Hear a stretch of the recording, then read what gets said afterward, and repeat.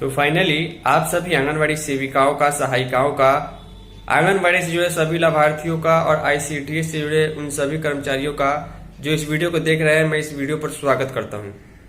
आप सभी को अच्छे तरीके से मालूम है कि दिसंबर का महीना बीतने में 2 से 3 दिन का समय बचा हुआ है। आज जो है शनिवार का जो दिन है, 27 दिसंबर का दिन लगभग समाप्त हो चुका है। कल रविवार को 28 दिसंबर 2025 को पोषण ट्रैकर काम नहीं करता है। उसके बाद 29 दिसंबर, 30 दिसंबर और 31 दिसंबर 3 दिनों का समय लगभग सभी आंगनवाड़ी सेविकाओं के पास बचेगा। मैं बात कर रहा हूं उस काम के संबंध में जिसके लिए महिला एवं बाल विकास मंत्रालय केंद्र सरकार की ओर से काफी ज्यादा दबाव जो है पूरे राज्य में समाज कल्याण विभाग आईसीडीएस डिपार्टमेंट को है। आप सभी को मालूम है कि आज से 6-7 महीने पहले से एफआरएस की प्रक्रिया शुरू हुई थी। उस समय समस्या ये आ रही थी कि कोई भी आंगनवाड़ी सेविका इसको सीखने या काम करने को तैयार नहीं थी, क्योंकि प्रक्रिया काफी जटिल थी, काम बिल्कुल नया था। और सबसे बड़ी बात यह है कि सेविकाओं के पास मोबाइल उपलब्ध नहीं होना या फिर नेटवर्क की समस्या, खास करके गांवों में जो देखने को मिलती है, 5G नेटवर्क नहीं आता है, या फिर लाभार्थी से जो ओटीपी नहीं मिल रहा था, फेस वेरीफाई नहीं हो रहा था। तो एफआरएस का काम काफी धीरे धीरे शुरू हुआ, लेकिन पिछले 6 महीने में जिस प्रकार से सेविकाओं ने प्रगति की है वो काबिले तारीफ है। और कुछ परसेंट से शुरुआत करके अभी जो है 70-80% तक जो है हर एक परियोजना में एफआरएस के द्वारा ही टीएचआर का वितरण किया जा रहा है। लेकिन फिर भी मेरे पास डेली 2-4 कमेंट और 1-2 व्हाट्सएप मैसेज सेविका बहनों के आ रहे हैं कि अतुल जी, हम जो है लाभार्थी को जिनको पहले ही जोड़ा गया था, उनका आधार ई-केवाईसी है, मोबाइल नंबर वेरीफाई है और उनका फेस वेरीफाई करके ही जो है हमने लाभार्थी को जोड़ा था, लेकिन फिर भी जब वो टीएचआर लेने आते हैं पोषण ट्रैकर ऐप से हम उनका फेस वेरीफाई करते हैं, जबकि लाभार्थी भी सेम है और उनका ही फेस पहले डाला गया था, तो उनका फेस वेरीफाई नहीं होता है। या तो नो ह्यूमन डिटेक्टेड लिखता है या फिर नो स्ट्रेट फेस आता है। तो आखिर एफआरएस कैसे करें, क्योंकि आप सभी को मालूम है कि अगले वर्ष से यानी कि जनवरी 2026 से, जिसे आने में मात्र 3 से 4 दिन बचे हुए हैं, हर हाल में एक लाभार्थी को आपको एफआरएस के माध्यम से ही टीएचआर देना होगा। अगर एफआरएस नहीं होता है तो टीएचआर देना ही नहीं है। ये प्रक्रिया ठीक उसी प्रकार है जैसे कि अगर आप राशन लेने जाते हैं तो अगर आपका थंब इम्प्रेशन यानी अंगूठे का निशान या फिर आइरिस काम करता है, तब जाके आपको आपके पूरे परिवार का राशन दिया जाता है। तो इस वीडियो में आपको वो 3 तरीके देखने को मिलेंगे जिसके आधार पर आप एफआरएस की प्रक्रिया आसानी से कर पाएंगे। हालांकि इसमें भी आपको थोड़ा सा एक्टिव होने की जरूरत है। तीनों तरीकों में मैं आपको बताऊंगा कि कैसे कैसे एफआरएस किनका करना है और क्या क्या पूरा नियम रहने वाला है। उम्मीद करूंगा कि आप इस वीडियो को अधिक से अधिक लाइक कीजिएगा, वीडियो को सभी सेविकाओं के साथ व्हाट्सएप ग्रुप में जरूर शेयर कीजिएगा, क्योंकि अगर मान के चलिए आपके आंगनबाड़ी केंद्र पर दिसंबर महीने का टीएचआर का वितरण हो चुका है और आपके आंगनबाड़ी केंद्र पर गर्भवती धात्री बच्चे सब मिलाकर अगर मान के चलिए 60-70 लाभार्थी रजिस्टर्ड हैं, लेकिन उनमें से 30-40 का ही एफआरएस हो पाया, बाकी 30-40 का एफआरएस क्यों नहीं हुआ, टीएचआर का वितरण क्यों नहीं हुआ, इसकी जवाबदेही आपको देनी होगी। तो चलिए वीडियो के अगले पार्ट में हम आपको बताएंगे वो 3 ऑप्शन, वो 3 तरीके जिसके माध्यम से आप एफआरएस कर पाइएगा, टीएचआर का वितरण कर पाइएगा। तो बिना टाइम वेस्ट के चलिए आगे की ओर चलते हैं। वीडियो को लाइक और शेयर जरूर कीजिएगा।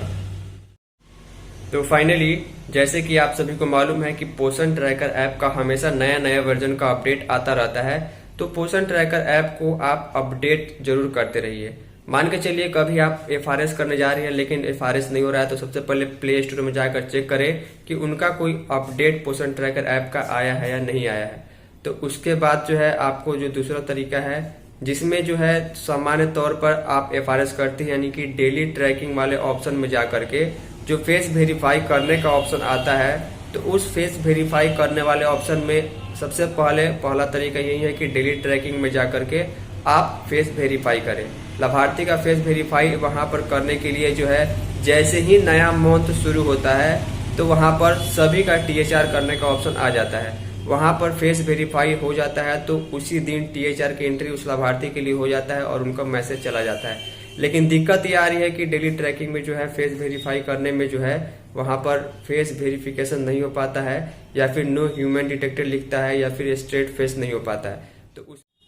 तो उस परिस्थिति में आपको ये ध्यान रखना है कि फोटो या एफआरएस जब आप लाभार्थी का कर रहे हैं तो जैसे कि मेरे फेस पर जो है इस प्रकार की लाइट आ रही है, पीछे शैडो नहीं आ रहा है यानी कि परछाई नहीं आ रही है, और उनका फेस वेरिफिकेशन करते समय फेस बिल्कुल सीधा होना, जैसे कि मेरे दोनों कान आपको एकदम सीधे दिखाई दे रहा है वीडियो में। और जैसे ही कैमरा ओपन होता है एफआरएस करने के लिए ह्यूमन डिटेक्ट होता है, तो उसके बाद आपको स्ट्रेट फेस वाला ऑप्शन टिक कराने के लिए आपको लाभार्थी को ऐसे ऐसे करके जो है फेस को ऊपर नीचे करने के लिए कहना है, क्योंकि कभी कभी मूव हेड अप और हेड डाउन का भी ऑप्शन वहां पर दिया जा रहा है, यानी कि सिर्फ और सिर्फ अगर ऐसे कोई करता है तो वेरिफिकेशन नहीं ले रहा है। आपको चेहरे के ऊपर और नीचे लाभार्थी को ऐसे करते हुए कहना है, और पीछे का बैकग्राउंड भी इस कलर का होना चाहिए जिससे समझ में आए कि यहाँ पर जो जिसका फेस वेरिफिकेशन हो रहा है वो व्यक्ति जिंदा है। तो ये पहला तरीका था जिसमें आप डेली ट्रैकिंग में ये काम कर पाइएगा।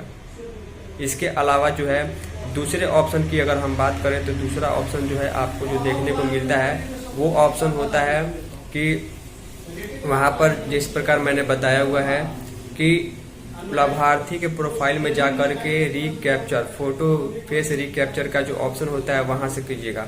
वहां से आपको उन लाभार्थियों का रिकैप्चर करना है जिनका डेली ट्रैकिंग में जो है फेस वेरिफिकेशन नहीं हो रहा है।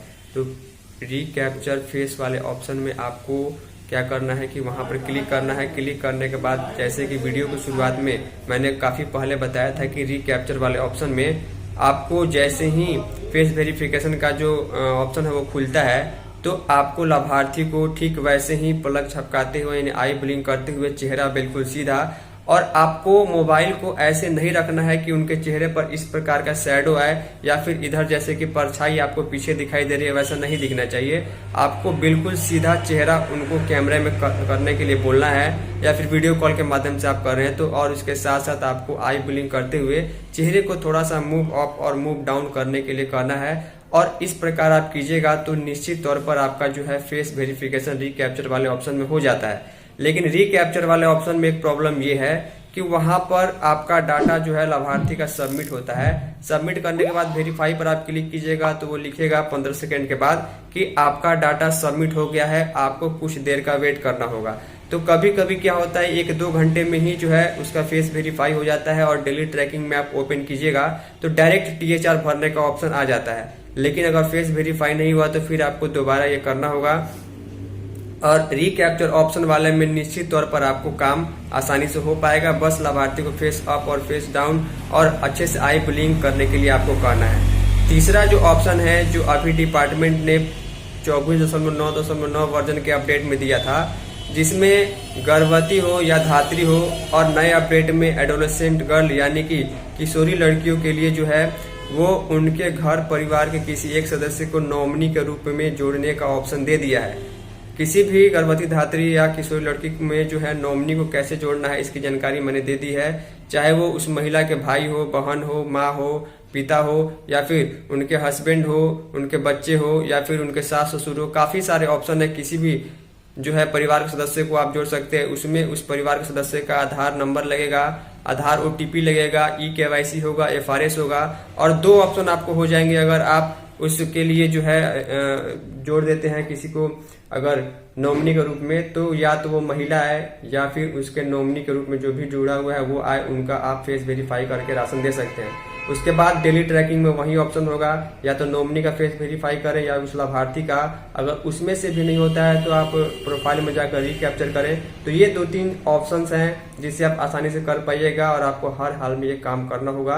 अन्यथा आने वाले कुछ दिनों में ऐसा भी निर्देश आएगा कि अगर FRS नहीं होता है लाभार्थी का और लाभार्थी जुड़ा हुआ है तो उसके बदले जो राशन का पैसा आया था वो भी वापस करना पड़ सकता है। तो ये जो 3 तरीके थे, उम्मीद करूंगा इस पर आप ध्यान दीजिएगा। अगर फिर भी नहीं हो रहा तो मेरे पास सीधे व्हाट्सअप मैसेज कीजिए, मैं आपकी मदद जरूर करूंगा। फाइनली इस इन्फॉर्मेटिव और यूजफुल वीडियो में इतना ही। तब तक के लिए जय हिंद, वंदे मातरम।